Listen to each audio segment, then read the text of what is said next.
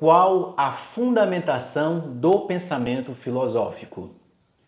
O pensamento filosófico, ele está fundamentado no uso da razão. Olá, seja bem-vindo ao canal Aprendiz de Filósofo, eu sou José Inácio, tudo bem com você? Espero que você esteja bem. No tema de hoje eu vou falar sobre qual é o fundamento filosófico, ou qual a fundamentação do pensamento filosófico. Se você estiver aqui, com certeza você está buscando compreender melhor sobre filosofia, então querendo estudar mais, aprofundar nos seus estudos de filosofia, e você gostou do título e viu que eu posso contribuir em alguma coisa para você. E eu vou buscar contribuir para você um pouco aqui, especialmente nessa ideia de qual é a fundamentação de um pensamento filosófico. Às vezes você já viu muitas pessoas falando, pensando filosoficamente, será que isso quer dizer o quê? Mas antes de eu falar, peço que você se inscreva no canal, dá o seu like e ative o sininho da notificação, veja se você está inscrito. Se não tiver inscrito, se inscreva, porque isso ajuda muito e mostra para o YouTube que este conteúdo tem uma certa relevância. Mas, pensando filosoficamente, pensar filosoficamente é você pensar de forma racional. Quem deu atributos para você pensar de forma mais racional, para nós pensar de forma mais racional, nós que estamos nessa jornada da filosofia, acredito que você está aqui, você está nessa jornada da filosofia. Quem deu esses atributos para pensar de forma racional foi Aristóteles e Platão. Platão começou a desenvolver as ideias, Aristóteles fundamentou. Mas antes de eu falar sobre isso, eu vou trazer uma história. O pensamento racional começou lá na Grécia, especialmente em Mileto, que é na colônia da cidade de Atenas, na Ásia, por volta de 600, do século 6, 600, século 6 a no século 5, o primeiro filósofo, a idade dele.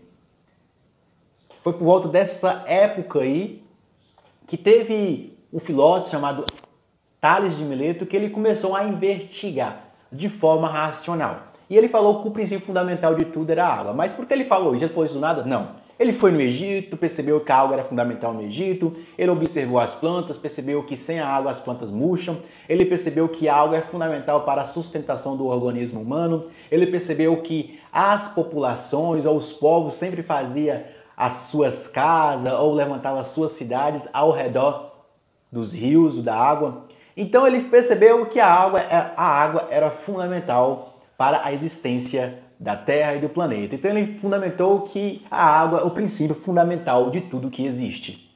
E ele trouxe isso porque ele foi influenciado muito pela religião, a religião um pouco politeísta da época ali, lá na Grécia.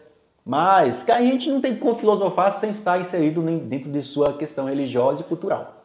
Mas Tales, você vê que Tales desenvolveu um pensamento racional, ele ligou os pontos. Então, pensar de forma filosófica é seu pensamento ter uma lógica.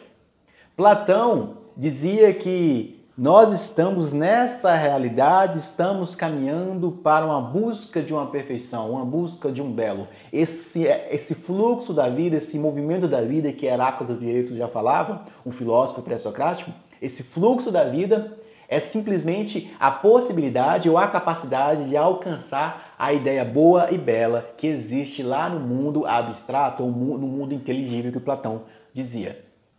E Aristóteles ele trouxe uma fundamentação muito importante para nós que estudamos filosofia, que a lógica ela é fundamental. Exemplo, o princípio de não contradição. O princípio de não contradição é o quê? Se eu falar que este livro é azul, ele é azul e acabou. Mas se depois eu mostro o mesmo livro para você e falo que é preto, eu estou entrando em contradição. Aí você está começando a pensar de forma filosófica. Você está usando a lógica. Tem até aquela ideia de lógica. Sócrates é homem. Todo homem é mortal. Sócrates é homem, então logo Sócrates é mortal. Ou então tem aquela questão, Sócrates é homem, todo homem é imortal. Se todo homem é imortal, Sócrates é imortal. Essas lógicas, assim, você tenta ver, existe uma lógica, ou você decide, Sócrates é homem e é mortal, ou Sócrates é homem ou é imortal. Não dá para ser os dois, mortal e imortal ao mesmo tempo. Isso é o princípio da contradição. Você não tem que ter esse princípio da contradição, você tem que ser quase científico. Pensando de forma filosófica, você tem que ser científico, você tem que ter um método. Você observou, como Tales de Mileto fez lá, observou, analisou, buscou provas, viu o rio das pessoas, das plantas. Então ele foi lá e afirmou, é a água.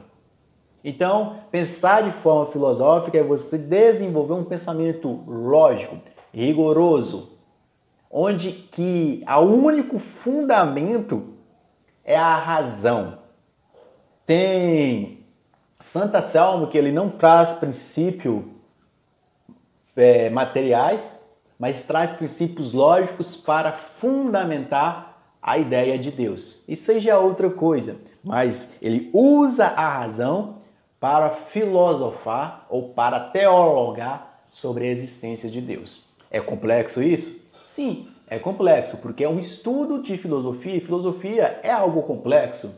Então, pegou aí os pré-socráticos, Platão, Aristóteles, um pouquinho de lógica também, princípio da não contradição, e a questão de Santo Anselmo, que ele tenta especular ou falar sobre a existência de Deus através unicamente do uso da razão, e é aquele famoso argumento ontológico de Santo Anselmo. Boa jornada para você e bons estudos!